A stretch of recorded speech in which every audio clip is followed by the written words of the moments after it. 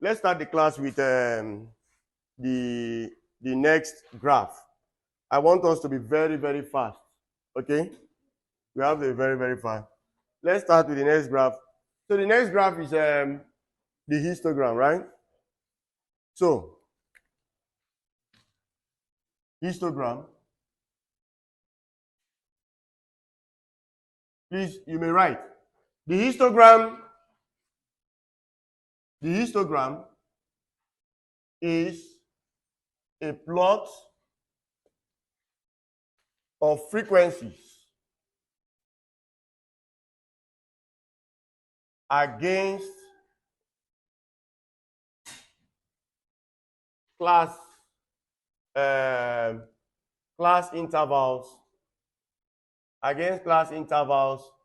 or in bracket class boundaries. That's my first information. The histogram is what? It is a plot of frequencies against what? Class intervals or what? Class boundaries. Is it clear?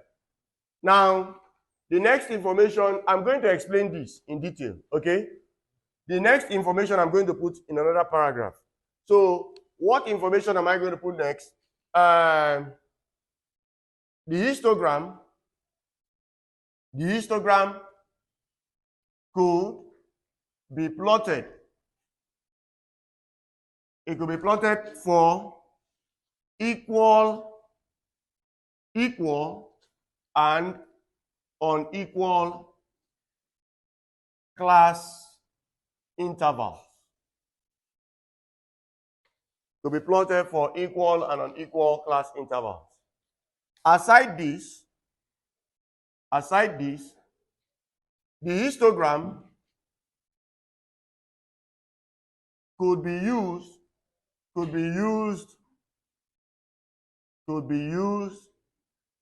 for other purposes. For instance, the histogram could be used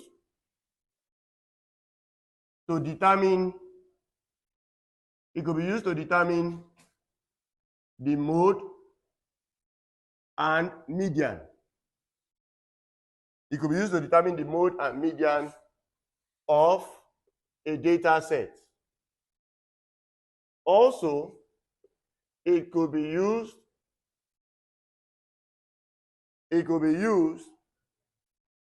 to determine the frequency polygon and frequency curve. To be used to determine the frequency polygon and frequency curve.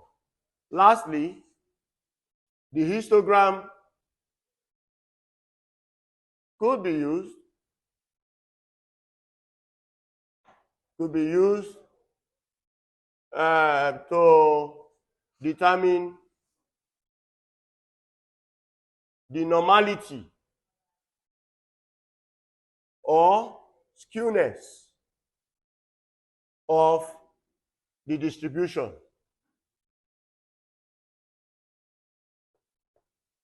Good. So that is my second story.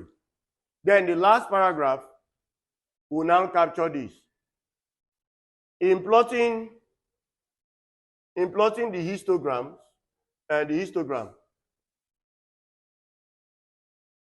it must be noted that unlike the bar chart, the histogram has no space between bars. So please take note of those statements. If you've written up to the last point, let me explain quickly. We take an example on how to plot those two types of histograms and then move on. Okay? Am I talking to people? Yes, so please, let's do that quickly. Let's be very fast about it. Now, immediately after the histogram, we'll be looking at frequency, polygon, and frequency curve. What's the problem? Anything you don't see, ask me. Okay, so where? This one. Lastly, the histogram could be used to determine the normality or skewness, S-K-E-W-N-E-S-S, skewness of the distribution. You will come to know most of those things. For now, we are just plotting the graphs. When we get into the next segment of our discussion, you will know those things in detail. Is it clear? Is there any problem? You're not writing. Okay. So, are we there? Now, let's start with class. Let us start with the histogram. Please take note. My first sentence here says that the histogram is what? A plot of frequencies against class interval. Right? If you don't say it's a plot of frequencies against class intervals, you could see it as a plot of frequencies against what? Class boundaries. Now, it quickly begs the question, what are class boundaries? So we are going to answer that question soon enough. Let's now move to the second paragraph. The second paragraph is telling you that even as the histogram is a plot of frequencies against class intervals or class boundaries, take note, class boundaries could be equal, class boundaries could be what? Unequal. Class intervals could be equal, class intervals could be what? Unequal. Now, how many of you were boarders here? How many of you attended boarding school? Or attended government school? Okay, I attended a government school, but not a boarding school anyway. It was a government school that was not a boarding school. Now, look at this instance. I know, except in private schools, in government schools, what usually happens is that we are meant to do certain things, like clearing a large expanse of land. If the environment is dirty, students will be apportioned different segments, right? I don't know if you did that in your school. Now, you see, let's assume that there are 100 students. Are you listening? Because we are going to get there eventually. But let's assume for now that we know what class boundaries are, we know what class intervals are. For you to get a clearer picture, let's go back to a simple illustration. Let's assume that there were 100 students in a particular class. And those 100 students were put under a particular compound master, as the name is given, to clear a portion of the school premise. Now, take note.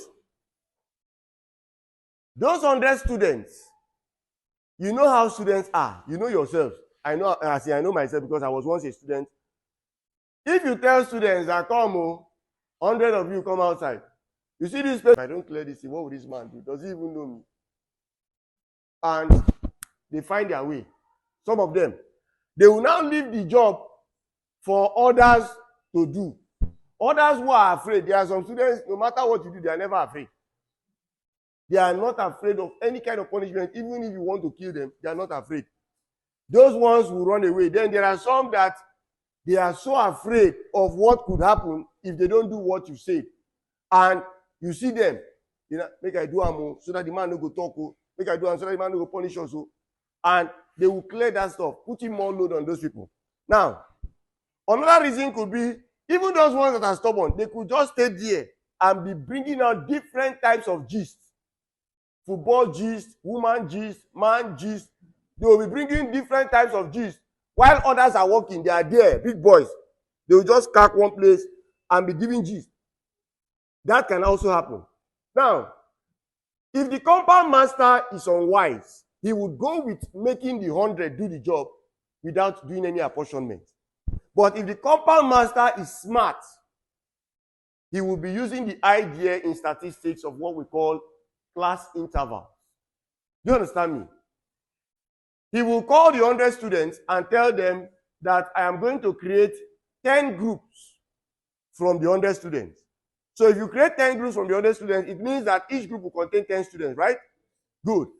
Now, he will create 10 groups for reason number one. He wants everybody to do the job. He doesn't want anybody to escape. As such, he will create 10 groups. Now, if he creates 10 groups, and in each group there are 10 students, he will tell one group, all you have to do is to drop threats with one of the students there. And likely the one you know very well will escape. They often will say that if you want somebody not to steal a thing, give it to a thief. Do you understand me? If you suspect in your class that one student is a thief and you want something to be safe, give it to that student. You get me? So look at all the boys in the groups of 10 that are likely to bring gist or not want to work and make them the class rep. So you can just see one boy there and say, come on, you'll be in charge of this group. That means he cannot run. Do you understand me? And number two, because you have given him a responsibility, he will be the one controlling the other 9. You see it? So when you split them into groups of 10, the work becomes more efficient to be done. Do you understand me? Now, when you split into groups of 10 such that each group contains 10, we are using what we call equal class interval. Do you understand me? That's the idea. You are using what you call what? Equal class interval. Now, it could be that you now look at the 100 students very well, and the class is distributed in such a way that there are very small, tiny looking boys and tiny looking girls in the class, such that in the course of doing the job, you will need them to, carry certain heavy things or do certain, and you know that if you put a group of 10 containing all these small boys in the class, and you put a group of 10 containing so many of the big boys in class, a problem will happen. You may be putting an overweight on those small boys. For that reason, you may now decide to say, come on, instead of putting 10 in a group, let's rather do this way. In some groups, I want to have 18. In some groups, I want to have 12. In some groups, I want to have 10. In some groups, I want to have 6. When you start putting 18 in one group, 12 in another group, 10 in one group, 6 in another group, 20 in another group, you are using what we call unequal what? Class interval. Is it clear? That is just to give you an idea. That does not mean that is what it means exactly, but that is just to give you an idea as to what we mean by what? Equal and unequal what? Class interval. Is somebody listening? Now, when you have equal intervals, it does not stop you from plotting the histogram. When you have unequal interval, it does not stop you from plotting the histogram. So what we are saying in the second paragraph is that whether the intervals are equal or the intervals are on what? Unequal, you can plot what? The histogram. Is it clear?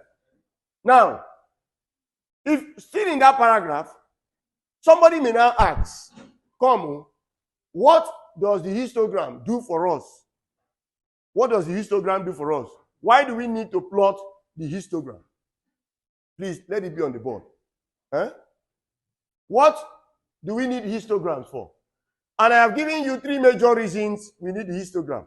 So we say aside the fact that histograms can be used to plot it for equal and unequal intervals, the histogram can be used for other purposes. Number one, if you want to use the histogram, if you don't like computing with formula, the histogram can be used once you plot it to determine the mode of a data set and what we call the median of a data set. Do you understand me? So not all the time do you need to use formula to calculate what? The mode or the median. You could use the histogram to get it.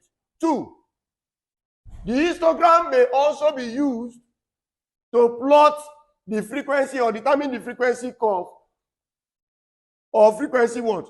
Polygon. As you would see, it is very, very simple. All these things I'm saying are simple. Number 3, and lastly, the histogram could be used to determine the normality or skewness of the distribution. You will come to realize what we mean. I'm going to show you all these things I'm saying. Is it clear?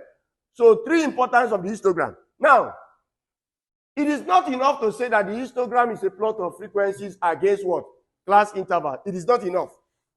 What do we really do in the histogram when we plot frequencies against class intervals? We use bars. Do you remember what we did in bar charts? Now, in the histogram, we also use bars. The only difference is that when plotting the histogram, you know, in the bar chart, we had equal spaces between what? Bars. In the histogram looks like the bar chart, only that in the histogram, there are no spaces between what? Bars. So, that being said, I believe I've given everybody time to write everything, right? So let's take example number what now, please? What number is our example? Example. So that's what I'm to take, right? Good. Example 7. Okay. Now, let's take example 7. So, I'm going to give two examples. One is, remember our interest is just in plotting. So, example 7 will be for plotting a histogram from an equal what? Class interval. So, this is what I'm going to do. I'm going to put here frequencies. Okay? No, let me start with class what? Interval. And then put here frequencies. Okay? Frequencies. So I would have here 1, 2, 3, 4, 5. Now I want to start from a class 10 to 19. This will begin from 20 to what? 29, 30 to 39, 40 to 49, 50 to 59. These are class intervals. Now, in every class interval, what makes it correct is the class size. There's something called a class size. Have you heard this language where they will tell you that UGS Stadium is a 50,000 capacity stadium? You've heard that something, that a particular building is 100,000 capacity something. Have you heard that statement before? Now, even as UGS Stadium may be 50,000 in capacity, are you for this class? Come in now. Why are you standing there? Come in. Now, even as the UGS Stadium may be 50,000 in capacity, do we usually have up to 50,000 people every time? Every time they have a program, 50,000? No, right? Good. Now, look at, for every class interval, there is a class size. Class intervals are groups into which you put what? Data entries. What are they? They are groups into which you put what? Data entries. Now, I have created how many groups here? 5 groups. 10 to 19, 20 to 29, 30 to 39, 40 to 49, 50 to 59. How do you know what the class size is? There are 3 ways, and I suggest to students the easiest, the fastest. A student will say, to know the class size, let me start counting from 10 to 19. How many are they? 10, 11, 12, 13, 14, 15, 16, 17, 18, 19. How many? 10. Don't try that at home. When you watch wrestling and you see one style, they will say the viewer should know that they shouldn't try this at what? Home. Don't try that at home. You understand me? If you do that nonsense in the exam and I'm close to you and I see you counting your feet, I will slap you and run away. So some of you are very superior to me. Is it not so?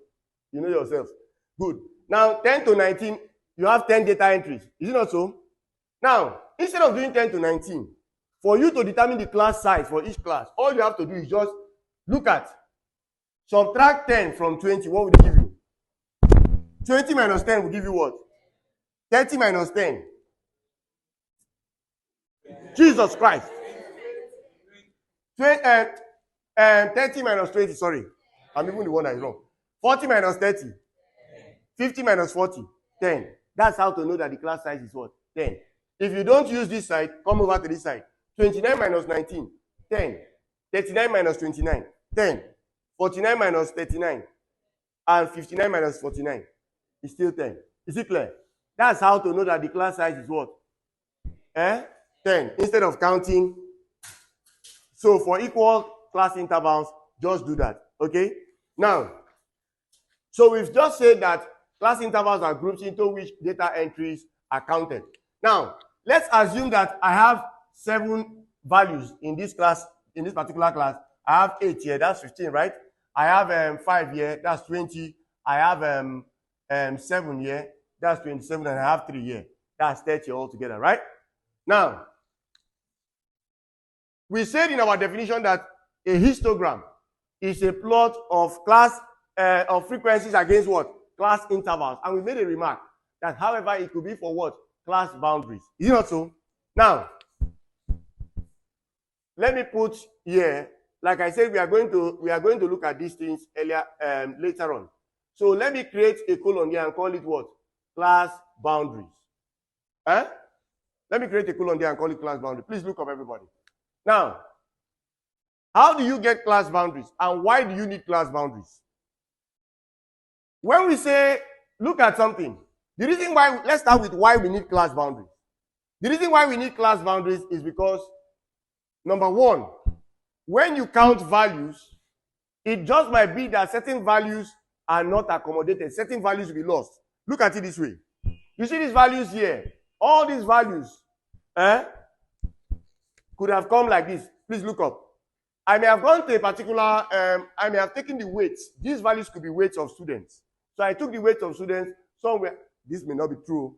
Some were weighing 10.2. Others were weighing 10.8. And some were weighing, what do you call it? Some were weighing 19.3. Some were weighing 19.7. Now, if I tell you without approximation, count these values into the data, into those class intervals, you will not have any problem with 10.2 and 10.8. Do you know why? Because 10.2 will be found between 10 and 19. Right or wrong? Am I talking to people? 10.8 will be found between 10 and 19. So that's not the problem. But I'm trying to stress the need for what we call class boundaries. When you now get to 19.3, 19.3 becomes an orphan because it will have no home. 19.3 will be knocking on the door of 10 to 19 and say, oh, woman, let me enter now. Open door, make I just enter. They'll say, no, you're not supposed to hear now for 10 to 19. And when he keeps knocking, they'll say, just try the next house, 20 to 29. And when he goes there to knock, they will also tell him that you shouldn't be here because you are what? 19.3. You are not up to the senior boys. You understand me? You are 19.7. You are not up to the senior boys. You are not yet 20. There was a young boy those days in my area that used to do one thing. And I usually called that boy. I used to tell him something. You know what the boy used to do? And there are some boys like that. So the boy was a small child. There are some small boys that just grow big. So he was that kind of boy who was small. We all knew him. This is a boy I saw when they gave birth to him. But he now grew so big. So when his mates are mingling, he will leave them and want to always associate with the elderly ones. Do you understand that kind of thing? So when he comes to our place now, we will usually accommodate him. We'll be talking about what did happen. Then he want to chip in. We will allow him chip in, provided he does not get to where we start insulting ourselves. You know when you're talking with your age mate, at one point I say, "Don't worry, come on, get out for here, you won't be free." So while we are abusing ourselves, we are confident to abuse ourselves because we are all what? Age mates. But when we start abusing ourselves, somewhere in his mind, I know he will want to tell us waka. But he cannot. He cannot because he's not what? Our mate. So he can enjoy the gist to a certain extent, but cannot contribute. Where it comes to abusing us, he cannot try it. Now, he has lost his place with his own group because he's seen himself as bigger than them. 19.3. At the same time, he has lost his place. He doesn't even have a place in our clique because we are not his mates. So when he comes to us, we'll tell him, oh boy, he'll be 19.3, nobody's 20. Go back. His place, when he goes to his own place, he will be shy. He cannot feel among. And that is what is happening. So class intervals usually cannot accommodate the raw data you get from the field. So what we usually do, for us to accommodate values that would have been lost, if not approximated, we now create what we call class boundaries. Class boundaries are formed when you select or you subtract ahead. You see all these values, these first values, we call them for class intervals, we call them lower class limits. So the lower class limit of this is a class interval 10 to 19. This is another class interval, 20 to 29. In each class interval, there is a lower class limit. There are two limits. One is called a lower class limit. The other one is called what? Upper class limit. So the lower class limit of this class is what? 10. The upper class limit is what? 19. The lower class limit of this one is what? 40. The upper class limit is what? 49. Now, what we do to create the corresponding class boundary for 10 to 19 is to add to, what do you call it? We will subtract from 10. We will subtract 0.5. That will give us 9.5. Do you understand me? Then, to 19.5, we will add that 0.5 we subtracted. That will give us 19.5. Then we will come over here to 20. We will subtract 0.5. That makes it what? 19.5. So, you now see, by doing that, there is no gap again. So, this guy that fell out as a result of being 19.3 is now accommodated here. But this one, even as this one, 19.3 is accommodated in the first class boundary, this one that would have been lost still from the first class, now he has a place in the second class. You see it? Because the second class now starts from what? 19.5. And this will be what? 29.5. So this will be what? 29.5 to 39.5. This will be 39.5 to what? 49.5. This will be what? 49.5 when you subtract 0.5 from 50. And this will be what? 59.5. So all you have to do to create class boundaries is from the lower class limit, subtract 0.5, to the upper class limit, do what? Add 0.5. Is it clear? Now, that being said, we are going to take definitions of those things when we get to that point, but now let's focus on plotting the graph. So, what we are going to do next will be to plot the graph. So, the question says, plot the what? The histogram. Now, plot the histogram. So, what I'm going to do is this. For the histogram, we say the histogram is a plot of what? Frequencies, right? Against what? Class intervals. So I'm going to write here class intervals. Eh? Now let's assume that this is your graph sheet. So I'm going to take 1 centimeter, 1 centimeter portions here. I'm going to take 1 centimeter portions here also. Now, please take note. When you plot your histogram, are you listening? Please look up, everybody. When you plot your histogram, because it must not necessarily start from 0, we usually put this thing that looks like an electric shock to show you that the graph is compressed. Do you get me? We usually put this spark symbol to show that that graph is what? Compressed. It does not start from the origin. Then I will now come over here. I can now take this. I can take this to be, what do you call it? I can take this to be 10. I can take this to be, okay, I can take this to be 9.5. I'm taking 2 blocks. I'm taking two blocks. That is 2 centimeters. I will call this 19.5. Do you see it? After 19.5, the next one will be what? 29.5. So I'm going to put here 29.5. Take note, in my own case, I'm taking what? 2 centimeters. You could take 1 centimeter, but me, I want to feel comfortable using what? 2 centimeters here. So now the next one will be what? 39.5. The next will be what? 49.5. And the next will be what? 59.5. Okay?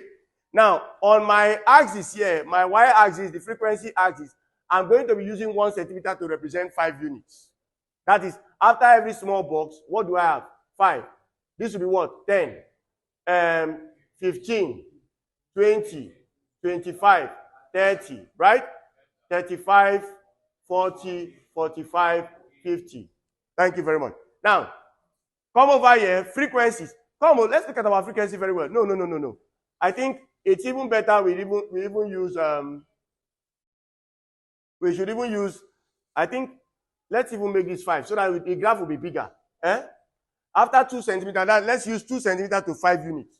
So this is like 0, 1, 2, 3, 4. Okay. It will even be more complex. Let's leave it at like 5, 10, 15, 20. I want the graph to appear big because of these values. You see them? The highest value there is 8. Is it not so? So we'll just figure that out. Now, if you want to plot that histogram, you will notice that when we have 7, what's the class interval for 7 or the class boundary? It is 9.5 to what? 19.5. So you will come over here for 7. Let's just assume that 7 should be around maybe somewhere here. Okay? Let's just assume. So you drag it up to where you suspect 7 will be and drag this. Okay? That's one block. Come over to the next one. 19.5 to what? 29.5 is what? 8. So let's just take it a little bit upward for 8 and drag like this. You notice that there is no space between bars. Eh? The next one is what? 29.5 to 39.5 for what? 5. This is 5 here. So I'm going to drag this straight down. The next one is which one? 39.5 to 49.5 is what? 7. I'm going to drag it to the same place we had this one. Okay? I'm going to drag it to the same place. So this is 7. Then the next one is what? 3. Right? So 3 is, we can just put 3 somewhere, maybe in the middle or about the middle. This should be 2.5. So 3 should be a little bit above. Is it not so? So this will be, this is your histogram. You understand? That's your histogram. Now, this histogram we've plotted is for what? Equal intervals.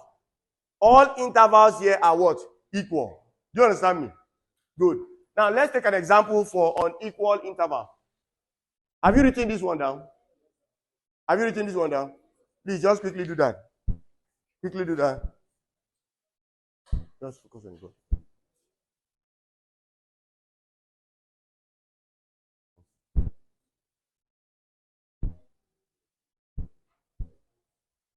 But I believe everybody follows. Eh? Thank you. So, I would really love us to earn graphs in this class. I would really, really love us so that our speed increases. So,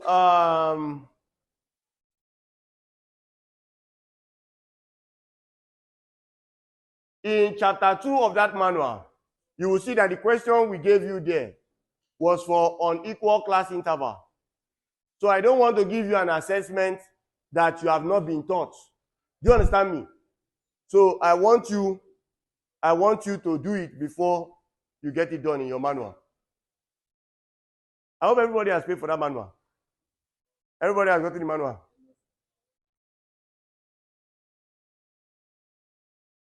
So, which one do I do here? I can clean everything off, right? Eh? Okay. Let me put my question here. There's a small space here I can manage to build self-contained. So, example, let me call this example 8 while you're writing. So, plot the histogram. Plot the histogram for the data below. So I have here my data. I have my data here. I have class, interval, and I have frequency. 2, 3, 4, and 5. So I have here, okay, let me compress. Good. So, see what I want to do? 10 to 39, 40 to 49. Have you seen what I've done? And then 50 to what? 59. Do you see it? I've just compressed that interval into 3, such that one interval is larger than the other 2. Do you see it?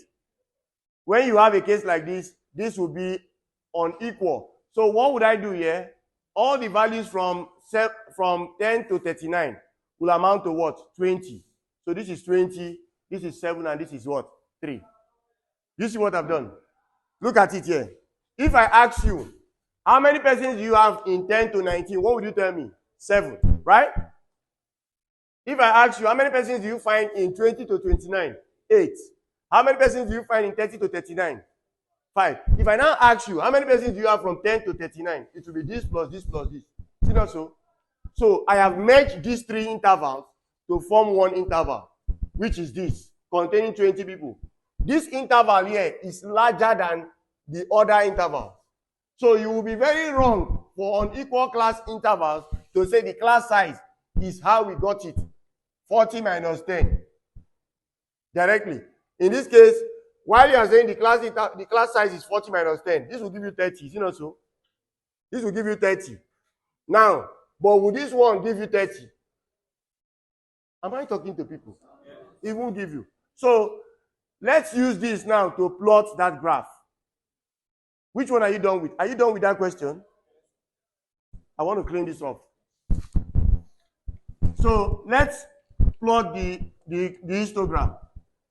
If I want to plot the histogram now, I'm going to maintain my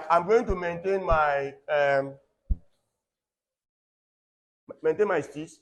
Who says stis? Who says stis? Do you know that stis nearly came out from my mouth? Oh? I'm going to maintain my stis. You guys. Okay, so this is 5, 10, 15, 20, right? 25. No. This is 25. Good. Now here we have 1, 2, 3, 4, 5, 6, 7, 8, 9, 10. Let's see if that will do. Now, this is 9.5. No, this will not be. That will be 9.5 class boundary. Let me ask you people so that I won't be the one talking. What's the class boundary here for the first one? What will be the class boundary that corresponds to the first one? If you put class boundaries now. Class boundaries. 9.5 to what? There are those of you who wait for others to say something first, then you now become the echo. And they say 9.5, 9.5. And 10.5, 10.5. You continue. Say your own. What will be the class boundary for this one corresponding to 10 to 39? 9.5 to what? Who said 99.5? 39.5. So this will be what? 39.5 to what? 49.5. This will be 49.5 to what? 59.5. Now, the reason for taking this is because that question in your manual, check your manual very well in case you have not checked it. Some of us will let that manual stay like the Holy Bible. It is not the Holy Bible. Those of you who fight in your house every Sunday because of the Bible. You know how they fight? The only time they remember their Bible is on Sunday. On Sunday. This is what? 19.5. This is 29.5. This is 39.5. This is 49.5. Let me add more columns here. This is what? 59.5. Now let's plot together, everybody. So this is my frequency, right? This is my class boundaries or class intervals, whichever one. Now, what's your first frequency? Your first, are you for this class? Come in now. Why are you staying outside? Your first, once you come like that, just move in. Your first class interval has a frequency of what? Please close the door. Once you come in, close that door. Has what? 20, right? So you are going to drag this up to what? 20. And where would it be? It will be 20 to... You see it? You see it? This is the interval for that class. The next one is which one? The next one is 7, right? 7 should be somewhere here. You just drag this down. And the next one is what? 3. 3 should just be somewhere here. And that's all. Is that difficult? Is it difficult? Good. It's not difficult. Now, I intentionally left this one on the board. This particular problem. I intentionally left. I'm going to leave these graphs on the board. I want to show you something now that we are going to the next graph. I hope everybody can plot this. Good. Let's go to the next graph. The next graph is what? Frequency polygon and frequency what? Curve. Is it not so? Frequency polygons and frequency curve. So quickly put that down. Let's go to frequency polygons and frequency curve.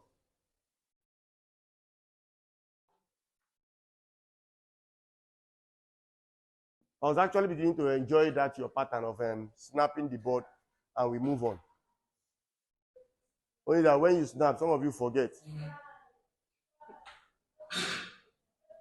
You forget to put it in your notes now. Have you found your notes?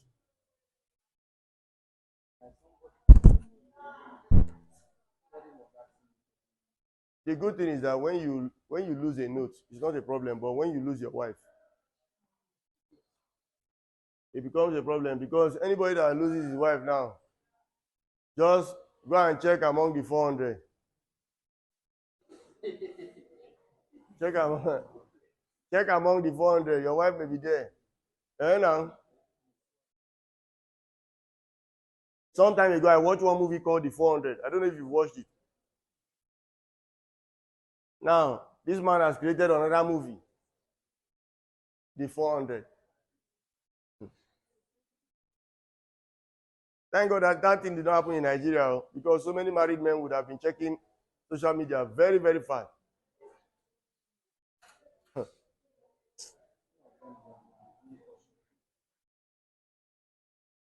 Please, which one can I wipe off?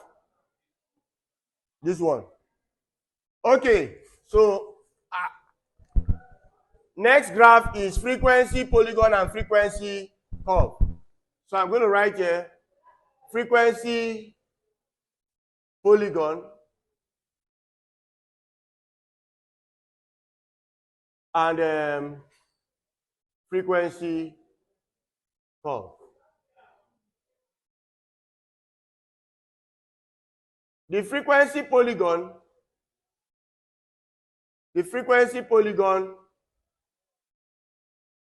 is a plot of frequencies, against class marks. Against class marks using straight lines.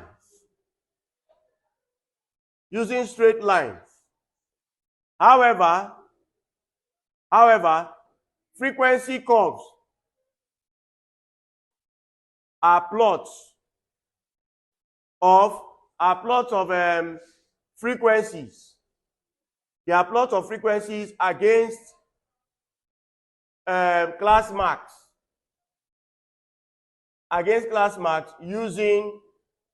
Using curves. Full stop. Now, like I said, please look up, everybody. For frequency polygon and frequency curve, it is not a big deal. That is what it means is this. What it means is a student cannot come to you and tell you, sir, that classwork you gave us on histogram, I've done it too. However, the one on frequency curve and frequency polygon, I could not do it. Then you now start wondering, is the student okay? Once you are able to plot a histogram automatically, that is, it is now like a birthright. Automatically, you should be able to plot what? Frequency polygons and what? Frequency curve. Please just put your pen down before I say put your down pen. Please look up, everybody. See. For every histogram, there is a corresponding frequency polygon and frequency curve. Do you know what we call the class mark? What we call the class mark, take note, we are going to take all these definitions when we get there, but for now that we have not gotten there, we are just whispering them into our ear. What we call the class mark of any interval is the average of that interval. The first interval here was 10 to 19, is it not so? 10 plus 19 divided by 2 is the class mark of that interval, 10 to 19. 10 plus, what do you call it? 19 will give you what? 29, right? 29 divided by 2 will give you what? What will it give you? It will give you what? 13.5 or 14.5? 14.5. Now, 14.5 is what we call the class mark for this interval. The next class mark will be 24.5. The next one will be 34.5. The next one will be 44.5. The next one will be 54.5. Those are the class marks. How do you get class marks? Take an interval, the upper limit plus the lower limit of any class interval divided by 2 to give you the class mark. Now, when you plot frequencies against class marks, but you use straight lines to do your joining, it will give you what we call what? Frequency polygon. But when you use curve to do the joining, it will give you what we call what? Frequency curves. Now, let's see. We are going to take 2 examples. We are going to call them examples, what do you call it? 9 and 10, right? Example 9. Please look up, everybody. In example 9, what I want us to do is plot the histogram and plot the frequency polygon, and curve for the data in example what? For the data in example 7. Are you listening? Example 9 is requesting that we plot the frequency polygon and what? Curve for the data in example what? 7. Now, this was the histogram we got for example 7. Is it not so? This was the histogram we got for example 7. So what am I going to do? Look up, everybody. The middle, this middle here, the middle of each bar is the class mark. That is, if you trace this middle down, 9.5 to 19.5, the middle is what? The middle is 14.5, right? The middle of this class interval is 14.5. So we take this point here. This point also is what? This is 24.5. That is the middle there.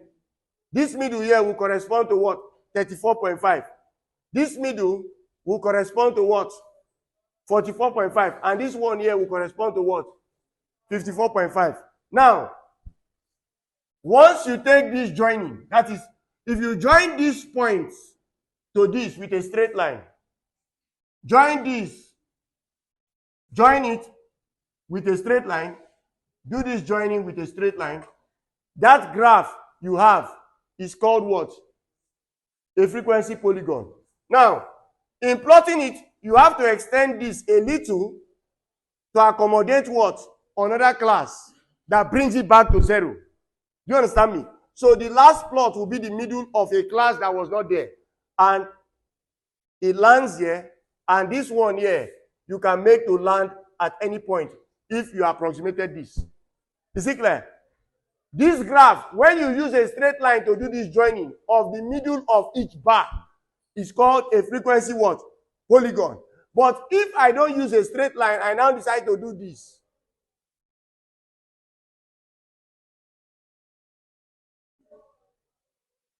This is called what? The second one is called what? A frequency curve. Do you understand me? Now, you will notice that my histogram, like I said earlier on under histogram, has only helped me to get this graph plotted. But that is not to say that you always need to plot a histogram before plotting them. You don't need to. You can plot them even without what? The histogram. Is it clear? Now, let's look at example 10. Example 10 now will request that you plot the what? The frequency polygon and what? And curve using the data in what? Example 8, right? Now, if I want to do that, what is the, this is 9, or this is 10. 10 plus 39 will give you what? 10 plus 39 will give you what? 49. 49 divided by 2. What would it give you? 24.5. So, this 24.5 should be somewhere here, I think. This should be 24.5. Is it also? So, you just drag it up and take that middle here. So, that's the middle of that bar. You just drag this down to 0, anywhere it lands there. And this one here, this is certainly the middle. This is certainly the middle. You drag this with a straight line drag it with a straight line, create an extra bar here for this, which is the middle of this. Is it not so? This would have been 69.5. Is it not so? So this will be the middle of that bar. You drag it here. This will give you the frequency polygon. If I choose to do this, that will be the what? The frequency curve. Is it difficult?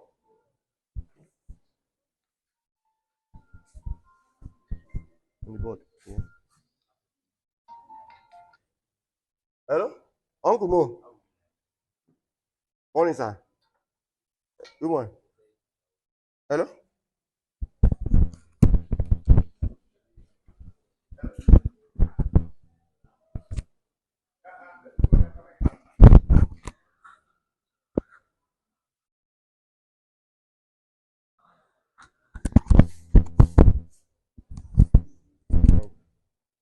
Okay, so I can't wipe this off. Now, what is the last graph we have to discuss? Stem and leaf. Is it not so? Each time I ask for this is the first class I'll be asking for everything I've outlined. That should be stem and leaf. Yes, No. It's the ogive. Ogive.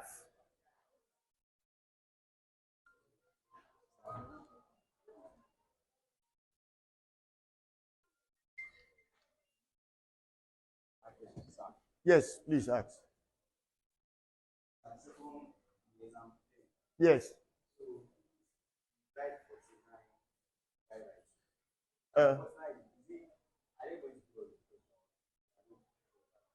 Which one? Which 49 did you divide by 2? The one that we added, no, you are going to do it yourself now. That's 10, the first class interval for this unequal, this one of it unequal class interval was 10 plus 39, right? That's 49. When they give you, you are going to create C. If, for example, the question says you should get the frequency polygon or frequency curve, the question may only give you the class interval and the frequency. What you need to do that plot, if it is class mark, you will create a column for it. When you put there class mark, you understand me? In that column now, whatsoever you get as 10 plus 39 divided by 2, if the answer is what did you get? 24.5. You put 24.5 there under class mark. The next one you put like that. You'll be the one to get it. Which one can I wipe off, please? All. Thank you. So let's go to, please, my target in this class, please listen everybody. My target in this class is to end graphs. Is it clear? So let us quickly end graphs. Now, please, let's put there ogive, otherwise called what? Cumulative frequency what? Cumulative frequency what? You people now wow. I'm telling you. In business, they say it's bad for business. Yeah. Cumulative frequency curve. So, this is a plot of cumulative frequencies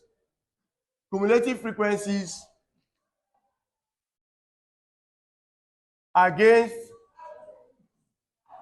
upper class boundaries. Against upper class boundaries. Cumulative frequencies against what? Upper class boundaries. Now,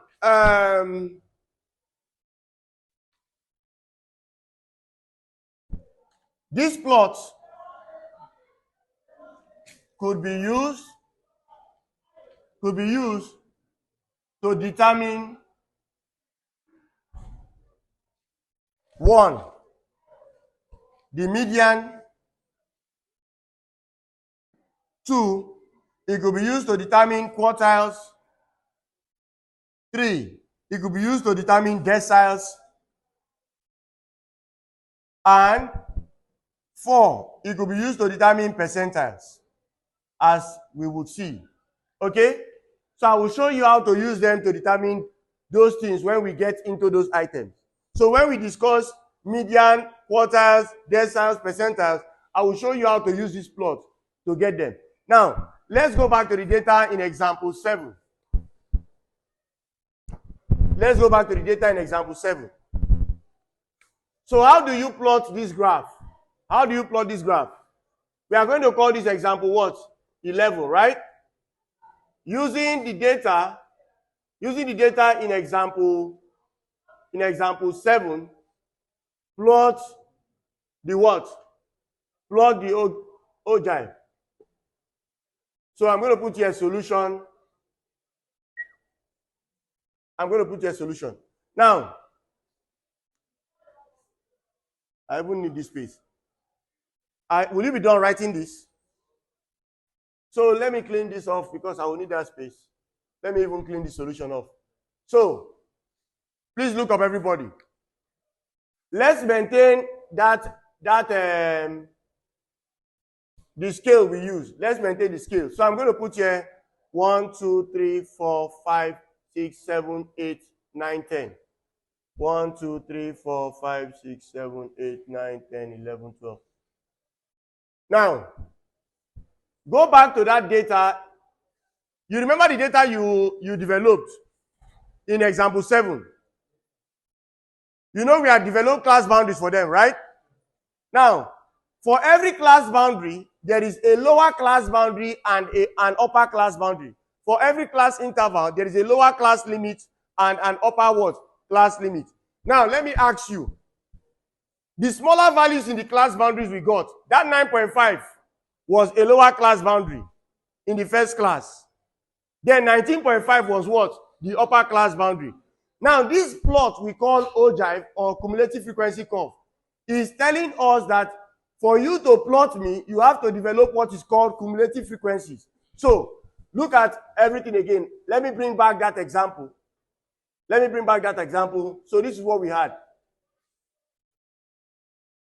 This is what we had. 1, 2, 3, 4, 5, 6.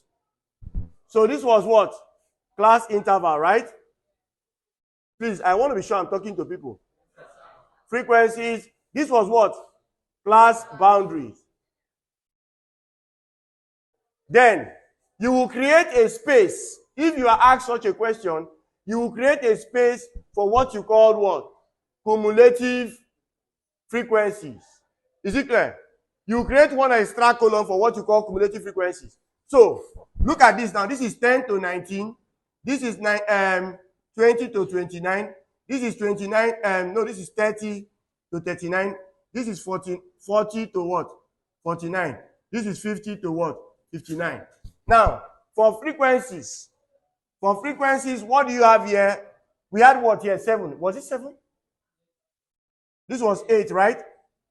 5, 3. No. This was 7. This was 3. Now, this gave you what? 9.5 to 19.5. Am I right? 19.5 to what? 29.5. 29.5 to what? 39.5. 39.5 to what? 49.5. 49.5 to what? Now, look up, guys. Everything here, all these are class boundaries. Class boundary 1, class boundary 2, class boundary 3, class boundary 4, class boundary 5. In each of these class boundaries, all these smaller values for a class boundary are called lower class boundaries. Then these other values here are called what? Upper class boundaries. Upper class boundaries.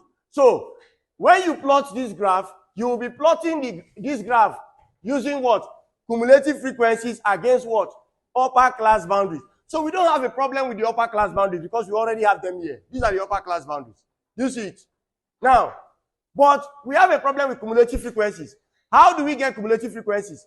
By rule, the first cumulative frequency is the same as what? The first frequency. So this will, if the first frequency is 7, the first cumulative frequency will be what? 7. I will explain why. Now, for you to get the next cumulative frequency, you would add this 7 to 8. So 7 plus 8 will give you what? 15. That's the cumulative frequency. Now, what cumulative frequency does is this. If a doctor comes into the hospital and asks a woman, a matron, how many babies weigh between 10 and 19? The matron will supply 7. Do you understand me? How many babies weigh between what? 10 and 19 kg? The matron will tell the doctor 7 of them.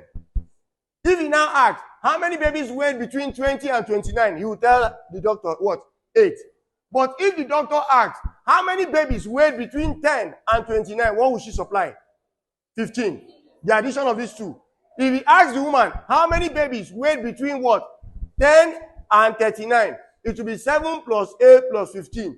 When you add successive frequencies, you end up getting what you call what? Cumulative frequencies. So to get the next cumulative frequency, I either would do what? Add 7 to 8 and then 5, or I'll add what? 15 to 5, and that will give me what? Do you see it? So the next one will be what? 20 plus 7, which is what? 27. The next one will give me what? 30.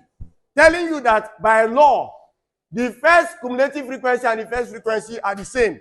The last cumulative frequency is equal to the total frequency. So if I add 7 to 8 to 5 to 7 to 3, it will give me what? 30, which is the total what? Frequency. Now, come over here, you put here cumulative frequency. What are we trying to plot? The ogive. Then come over here, you have what? Upper what? Upper class boundaries. Is it not so? Now, what is the upper class boundary of the first class? 19.5. 19 point. Good. You don't start from there. You would assume that there is a class before this first class. If there is a class before this first class, the upper class boundary of that class should be what? 9.5. You see it? So you will start your graph with what? 9.5. So this will be 9.5, the upper class boundary of a class whose frequency is 0. Do you understand me? Then you will now go to what? The next one is what? The next upper class boundary is what? 19.5. The next one is what? 29.5. The next one is what? 39.5. The next one is what? 49.5. The next one? 59.5. Good. Once you put all the upper class boundaries, you can now start your plot. Look at your cumulative frequencies. This time around, not frequencies. Look at our cumulative frequency. Look at how they proceed. So now will be the best time to adjust this scale. So I'll put here 1 centimeter to 5 units. 5, 10, 15, 20, 25, 30, 35. This scale will do. So when you have 0 as your frequency, your class boundary, if there was a class boundary, if 0 is your frequency, there's a class boundary that starts from what? Whatever to what? 9.5. So that will be, the first plot will be what? 0 against 9.5. So I'm going to mark this down. The next one will be 7. That is the upper, the cumulative frequency here is what? 7. 7 against what? 19.5. So 7 should be somewhere here to 19.5. This is where it will be, right? So I'm going to plot it here. The next one is what? 15 against 29.5. 15 should be this. This is 15. And this is what? 29.5. So this will be... The next one is what? 39.5 and 20. This is 20. 20 and 39.5. This should be somewhere here. The next one is what? 27.5 and 49.5. Okay, 27 and 49.5, right? 27 should be somewhere here. I'm going to trace it and put it here. Then the next one is what? 30, right? 30 and 59.5. So 30 should be somewhere here. 30 and 59.5. Once you finish, just join. Don't expect that it will follow a straight line, no. Just join line by line. Look at what I'm doing. Join this one to this. Join this one to this. Join it to this. Join it to this. This graph here is a very powerful graph because it can help you get the median, the quarter, the decile, the percentile, as the case may be. This graph you've just plotted is called the what? The ogive. So let's stop there because it's already time. In our next class, we are going to round up with what? Stem and what? And leaf. Is it clear? Then we now get into frequency tables. Thank you very much.